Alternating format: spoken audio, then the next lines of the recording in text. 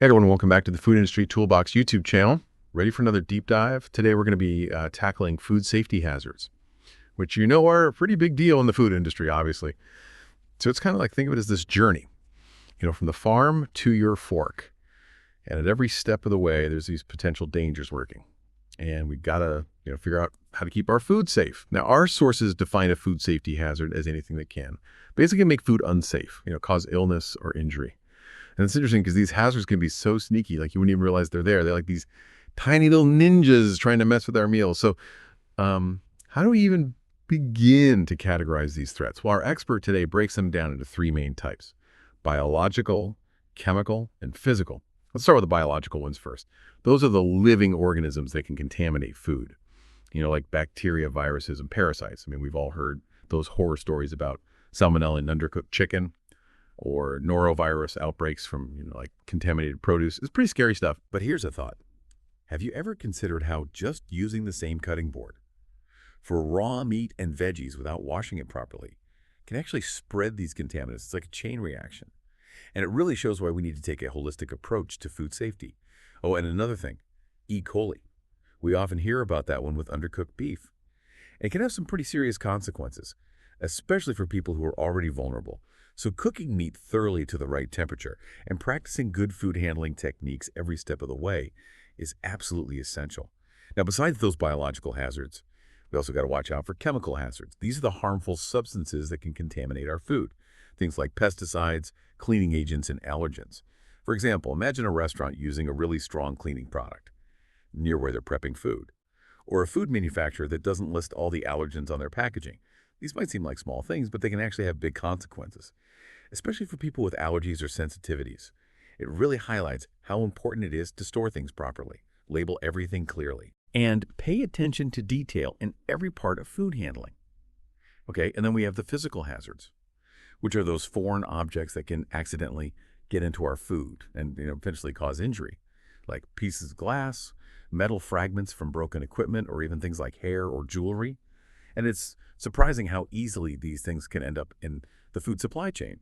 Imagine like a piece of equipment malfunctions in a factory, and a tiny metal shard ends up in a whole batch of products.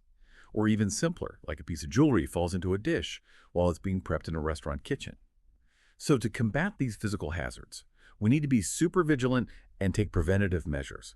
Like food manufacturers often use metal detectors and sieves to catch those unwanted extras. And restaurants usually have strict dress codes and hairnets for anyone handling food. It's these little things that can really make a huge difference in preventing contamination.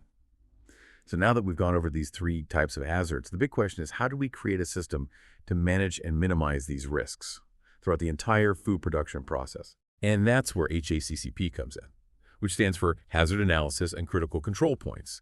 It's basically like having a team of food safety detectives on the case, constantly working to identify and neutralize those potential threats.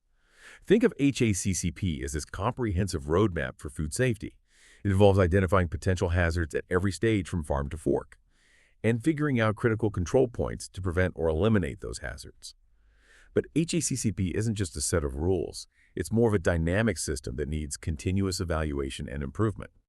For example, let's say you're cooking chicken, which is a common critical control point. The critical limit might be reaching a core temperature of 165 degrees Fahrenheit to kill any harmful bacteria. So you'd monitor the chicken's temperature with a thermometer regularly, and if the temperature is not high enough, you might need to cook it longer. That's what we call corrective action. And what's really interesting about HACCP is that it's not just about reacting to problems, it's also about being proactive. So by analyzing potential risks and taking preventative measures, HACCP helps create a much safer food supply chain. But one thing we can't forget is that HACCP relies heavily on staff training. Everyone who handles food needs to understand their role in keeping things safe. And they need the knowledge to put those preventative measures into action.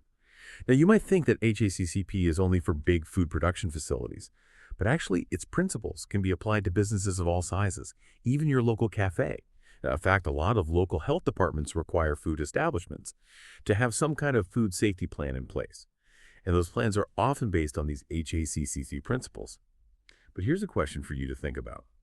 Does the responsibility for food safety lie solely on the food industry? Or do we as consumers have a role to play in this whole food safety web? I think we do have a responsibility as consumers, right? It's like we got to be our own food safety champions at home. And it's funny because some of the most effective things we can do are actually the simplest things. Like, remember those basic food safety rules we learned as kids? Washing our hands before touching food, cooking things the right temperature, storing food properly. Those are like the foundation of safe food practices. But it's easy to forget those things sometimes. We're busy and rushing around.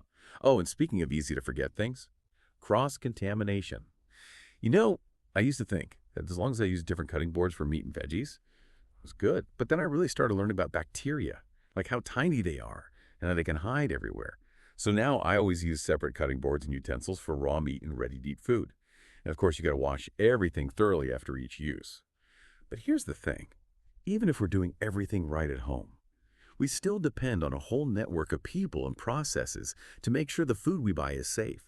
So staying informed is really important. We have so much information available these days. Like check the FDA website, sign up for email alerts, even follow food safety organizations on social media. Knowledge is power, right? Especially when it comes to our health. So whether you're a food industry pro or just someone who loves to cook at home, I hope this deep dive has given you a new perspective on food safety hazards. It's a team effort. We all got to work together and stay informed to enjoy safe and delicious meals. Now let's go back to HACCP for a minute. We talked about it in general, but let's get a little more specific. Imagine a busy restaurant kitchen, with all the chefs running around and the food being prepped. How does HACCP actually work in that kind of environment? Well, one critical control point in a restaurant could be cooling cooked rice. They have to get it down to 70 degrees Fahrenheit within 2 hours to prevent bacteria from growing.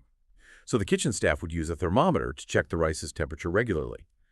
And if it wasn't cooling down fast enough, they might need to spread it out in shallower containers or use a blast chiller to cool it down quicker. It's all about having a plan and being ready to take action to prevent those hazards from becoming a real problem.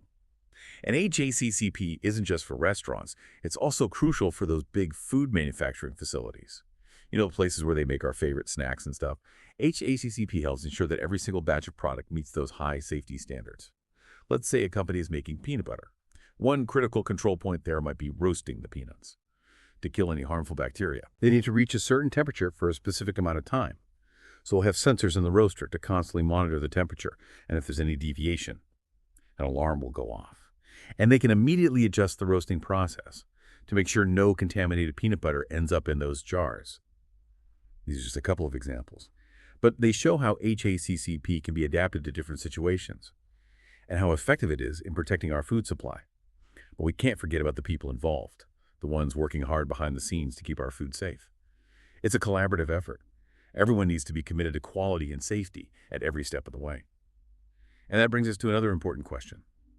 How do we make sure everyone who handles food, from the farm workers to the chefs, understand how important their role is in maintaining food safety?